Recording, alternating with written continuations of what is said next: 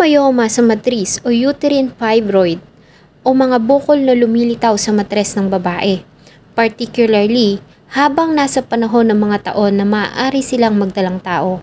Ayon sa mga dalubhasa, ito ay isang sakit na namamana. Ang myoma ay hindi cancerous, isa lamang itong solid tumor na binubuo ng fibrous tissue, kaya madalas din itong tinatawag na fibroid tumor.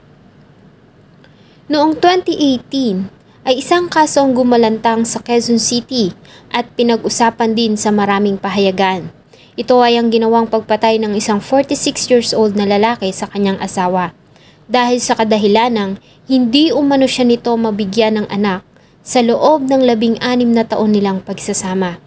At nang humarap sa live TV during interview, ay tahasan nitong sinabi na hindi siya nagsisisi sa ginawa dahil sa pinatay niya umano ang asawa para iligtas tayong lahat mula dito dahil sa ito umano ay si Satanas.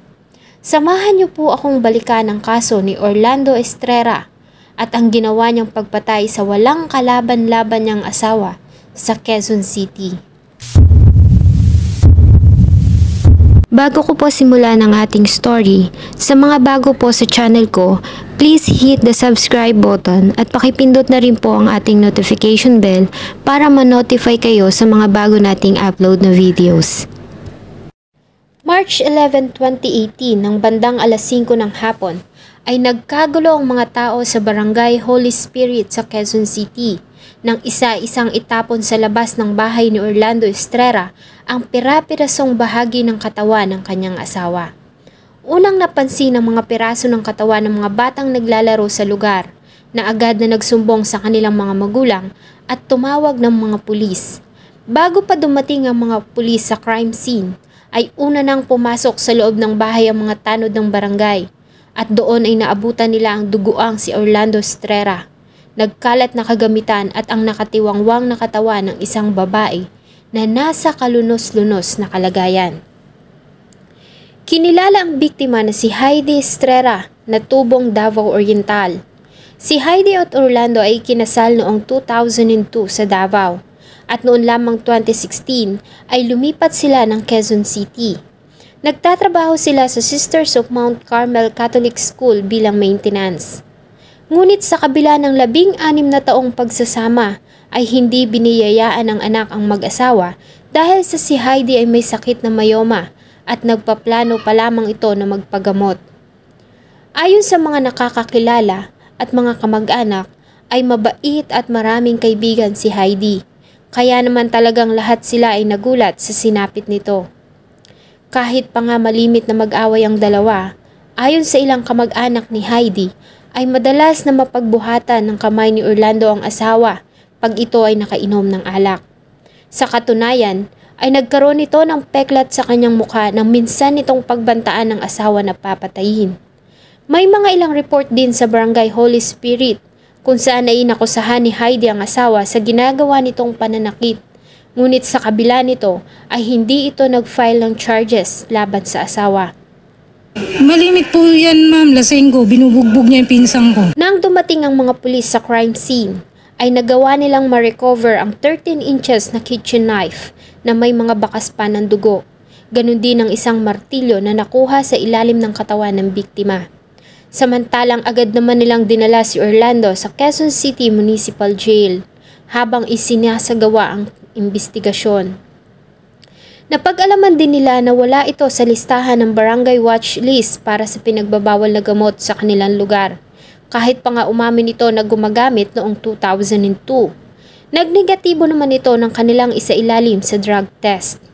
Sa kanilang ginawang questioning, ay una na nitong sinabi sa mga pulis na pinatay niya ang asawa dahil sa umano na ipong galit niya dito sa loob na 16 na taon nilang pagsasama. At hindi rin ito nagsisisi sa kanyang ginawa. Parang patay rin naman yung buhay namin. Tanggap ko naman sana kung mayroon akong mapala.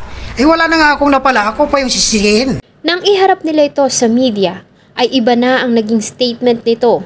Ayon sa kanya, ay pinatay niya ang asawa dahil sa ito umano ay si Satanas. Pinatay niya umano ito para iligtas tayong lahat dahil sa ito ay demonyo. nasaktan ako. Nasaktan ako kasi ang sa akin ay ninakaw niya. Kayo na sa akin ay ninakaw ni Satanas. Kaya dito ko na tinapos yung limpahan namin simula sa langit, sa lupa. So nasa Davao pa kayo, gusto mo nang galing sa kanya to? Dito mo lang? Hindi. Yung paa ko lang ang nagdala ko dito sa akin.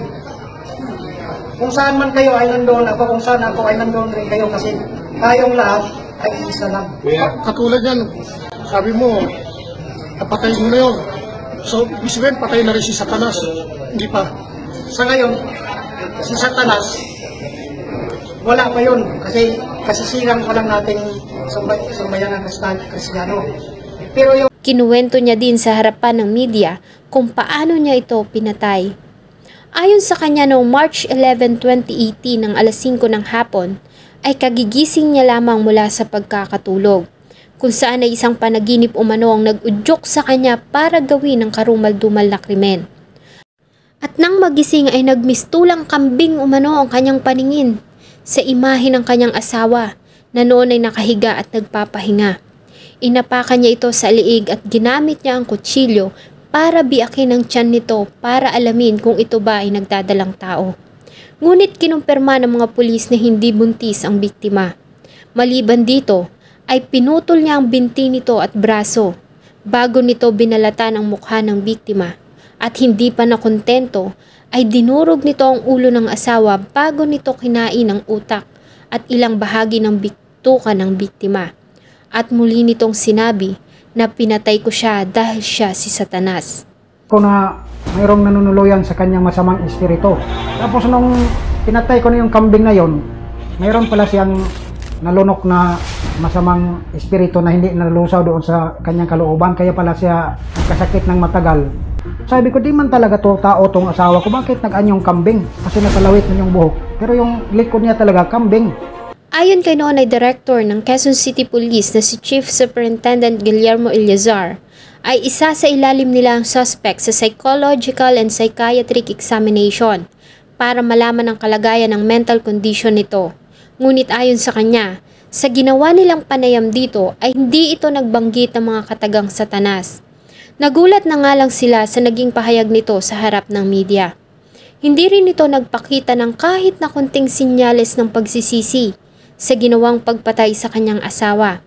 Ayon kay Chief Superintendent Guillermo Eleazar, ay isa itong danger para sa society at hindi maaaring pagala-gala sa publiko.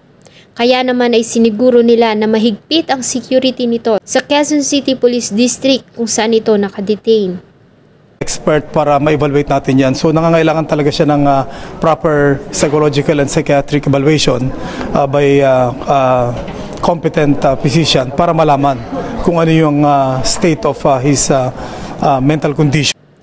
March 13, 2018 ay formal na sinampahan ito ng kasong parricide sa Quezon City Regional Trial Court.